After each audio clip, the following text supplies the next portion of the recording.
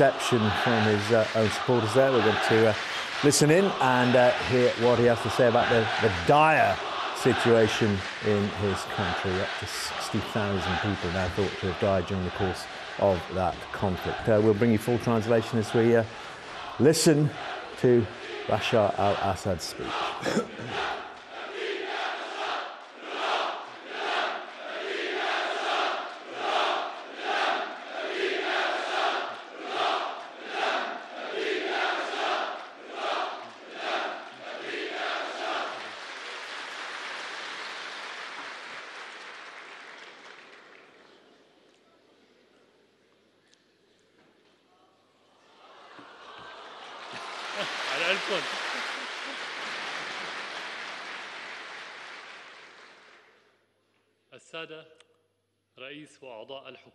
Chairman and members of the government, to the chairman and leaders of the people's committees and national committees, brothers and sisters,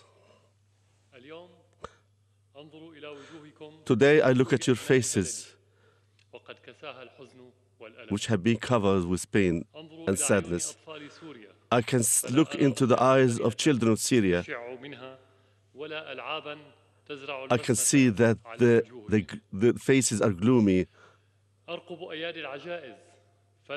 look at the hands of the elderly.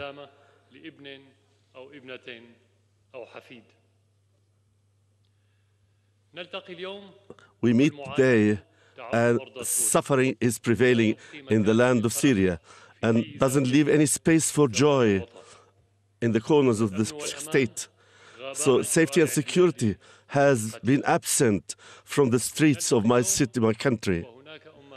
There are mothers who had lost their best children, families that lost their supporter, and children became orphaned, and brothers have been separated between a martyr or migrant.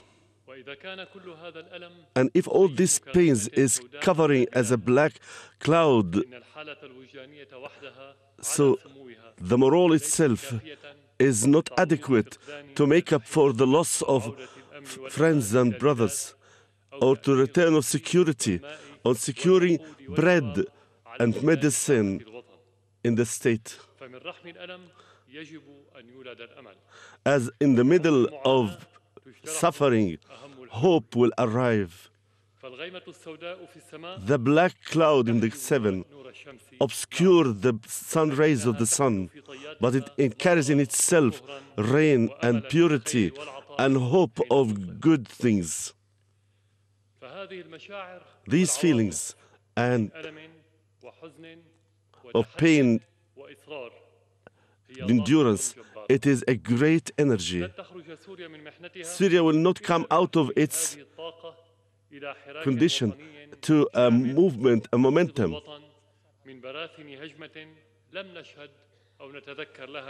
to remember in the future of this country. This movement is the only blessing that can come out of that had affected the fabric of our country and destroyed it. It is only the one which can maintain Syria geographically and politically, and to return back socially, morally, and politically. Each citizen here is responsible and in fact capable of providing something, even little, in his view. So the state is for everyone to be defended for. Everyone can do that with all what he has.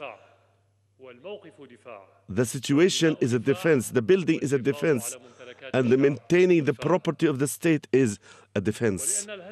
And because the attack is on the whole country, on all its citizens, every conscious citizen should know for sure that being negative or delaying until you find someone else to move in the country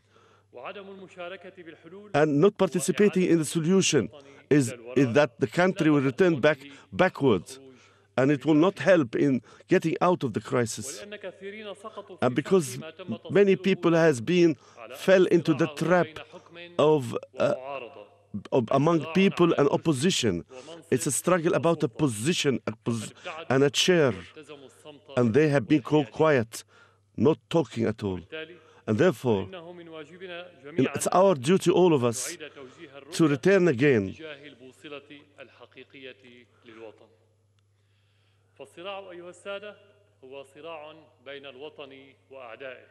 It's a struggle between the country and its enemies, between the people and aggressors, between the citizen and his bread, and those who deprive him from that bread. The state of security, which we are used to sing of all the time, is replaced by apprehension among people. People who are criminal can kill the hope in our country.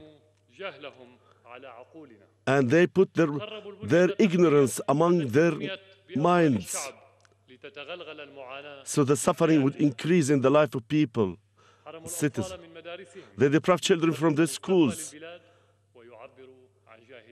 And that's reflected their ignorance in acting like that. They left the elderly suffering from the coldness of winter with their aggressive attacks. Also their meanness is reflected in destroying the wheat cellars and stealing the wheat. Is it a struggle for a country and its enemies? Or is it a revenge from people? Because they couldn't, they have been not silent in confronting those perpetrators. The enemies of people are the enemies of God. At the beginning, it is a revolution which is alleged a revolution. In a movement, they're trying to prevail it by money and weapons. And when they failed, they moved to the second stage. So they removed the masks of peace and used the attitude they have been using from the beginning. Their attempts they come and attack to cities and towns. They're stricken with savage. And whenever the people with their intellectual and minds confront them, they used to be more aggressive and without distinguishing. They call it a revolution, but it's not. The revolution is based on ideology. Who would think about, give an ideology for this revolution?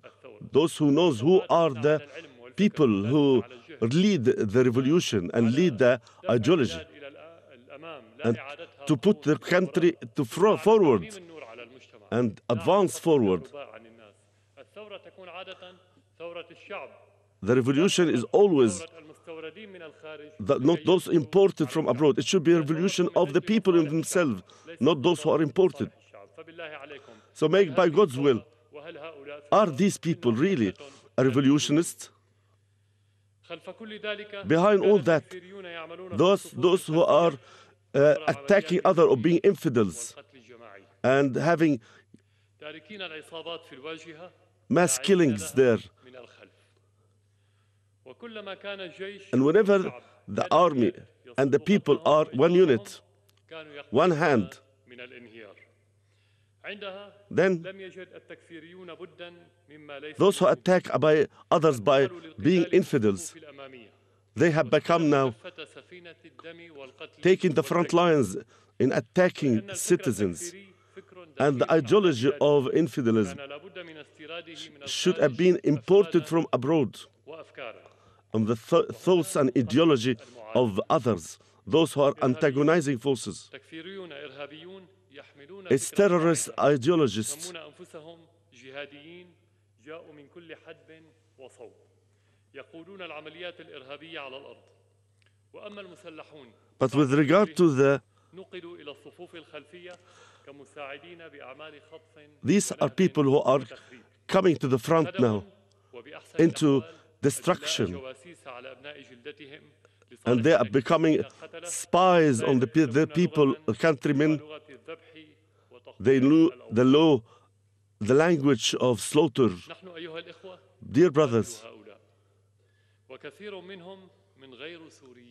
those people, I tell you, that they are not Syrian. Many of them are not Syrian. They call it jihad, and it's far away from being a jihad war.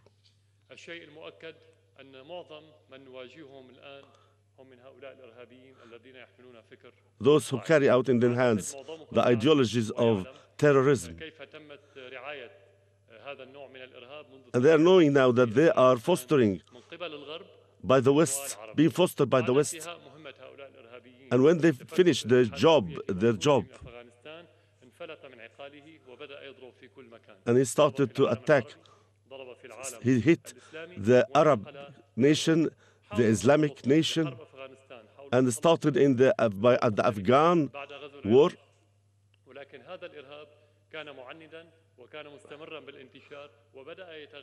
And it started to get penetrating and involved into the operations, the military operations. All this action in the Arab world, it was an opportunity available to the forces, Western forces, to support more of these terrorists, aiming to destroy Syria. And thus they get rid of, so they get rid of the terrorists. And why? About a month or more, that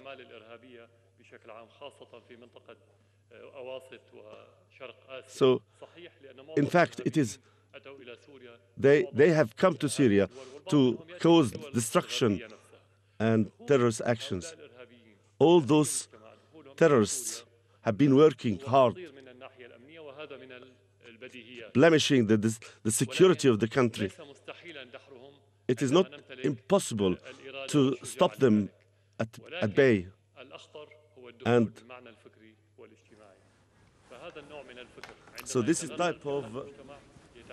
That's President Bashar Al-Assad of Syria, of course, making an increasingly rare address in Damascus to his supporters there, and a rather familiar refrain, though, coming from President Assad, talking of the outside forces, the organised gangs, the terrorists who he says are fomenting all the violence in the country. Let's get the thoughts, who's been listening in detail, of our chief correspondent, Stuart Ramsey, who's in Dubai. Well, as I was saying, Stuart, a rare appearance, but a rather familiar refrain.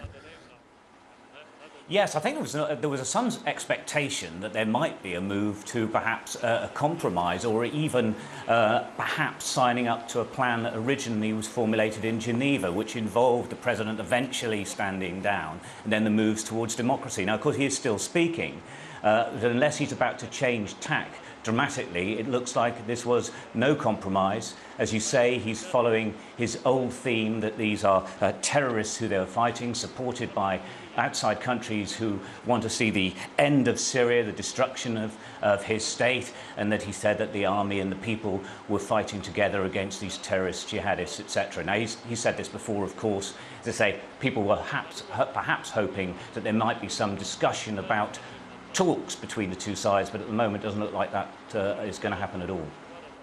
OK, Stuart, keep watching for us. Stuart.